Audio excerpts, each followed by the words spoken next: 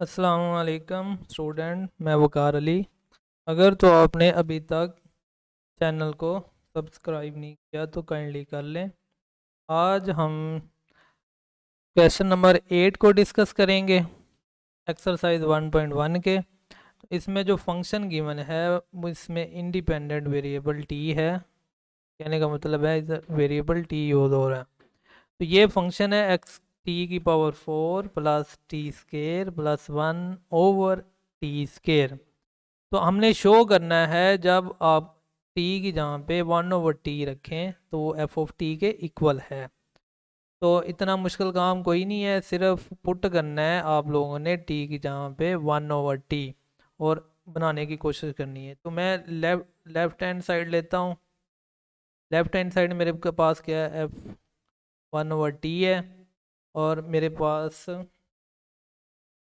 F of T क्या है, F of T क्या है, एफ ऑफ टी मेरे पास है टी की power 4 plus T square plus 1/t square.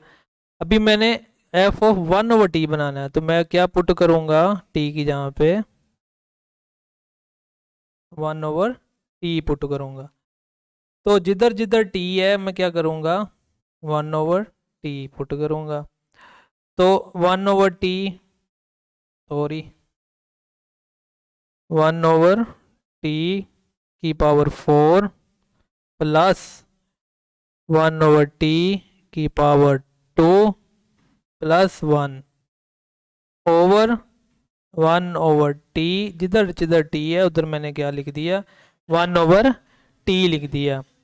तो अभी हम क्या कर सकते हैं, अभी हम ये थ्योरम होता है ए ओवर बी लिखा हो, उसकी पावर कुछ भी हो एन हो, तो उसे हम डिनोमिनेटर में लैदा और नोमिनेटर में लैदा सेपरेटली अप्लाई कर सकते हैं। तो इसलिए 1/4/t की पावर 4 प्लस 1/2 t की power 2 plus 1 as it is.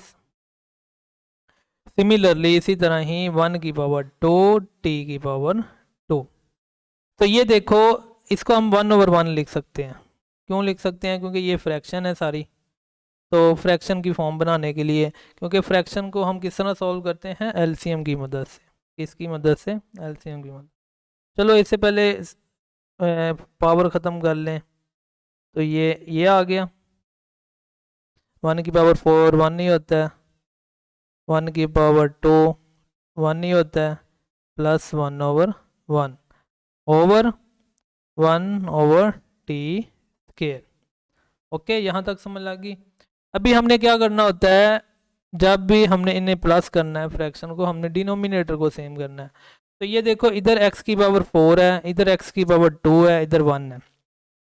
तो 1 को तो आपको पता चल गया होगा, 1 को अगर हम क्या करें, इधर भी t की पावर 4 कर दें, इधर भी t की पावर 4 कर दें, तो ये x की पावर 4 बन जाएगा। बट इधर क्या करेंगे, इधर अगर आप t की पावर 2 मल्टीप्लाई t की पावर 2 करें, तो ये देखो बेस सेम है, पावर आपस में क्या होंगी, जो हमने प्रीवियस लेक्चर में ये वाला थ्योरम पढ़ा था, A M dot A N के इक्वल होता है।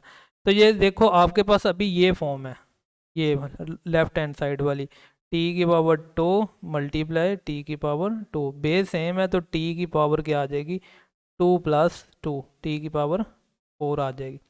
तो ये क्या होगा कि हमारे पास जो बेस है ये भी टी की पावर 4 होगी, ये भी टी की पावर 4 होगी, और ये भी टी की पावर 4 हो जाएगी। तो ये देखो, ये मेरे पास 1/t की पावर 4 आ गया, plus T square over T की पावर 4 ये भी हो गया, और ये भी टी की पावर 4 ओवर टी की पावर 4 ओवर 1/t स्केयर आ गया। तो अभी हम क्या कर सकते हैं, क्योंकि इसका जो है डिनोमिनेटर सेम हो गया, तो नोमिनेटर को आपस में क्या कर देंगे, सब नोमिनेटर आपस में क्या हो जाएंगे, प्लस हो जाएंगे। तो ये होल 1/t स्केयर वैसे आ गया। तो इधर हमने प्रीवियस भी 2 लेक्चर में ये कॉन्सेप्ट यूज़ कर चुके हैं, ए ओवर बी C/D का जब दो फ्रैक्शन आपस में डिवाइड होती हैं तो ये इसके इक्वल होती हैं। ओके, तो इधर से हम क्या करेंगे, 1 plus t² plus t⁴ multiply 1 से हो रही है, इस 1 से, तो ये लिखने की इतनी ज़रूरत नहीं है। ओवर में क्या आएगा, नहीं सॉरी, ये t² से मल्टीप्लाई हो रही है, किससे हो रही है, t² से, क्योंकि a की जहाँ पे ये वाली चीज़ है और d की जहाँ पे t² है। सिमिलरली इसी तरह ही b की जहाँ पे t4 है और c की जहाँ पे 1 है, वो लिखने की ज़रूरत नहीं है। तो ये देखो, अभी हम क्या कर सकते हैं, अभी हमने करना क्या है, हमने करना ये है, हमने इसको किसके f(t) के इक्वल लेके आना है, किसके इक्वल लेके आना है, f(t) के।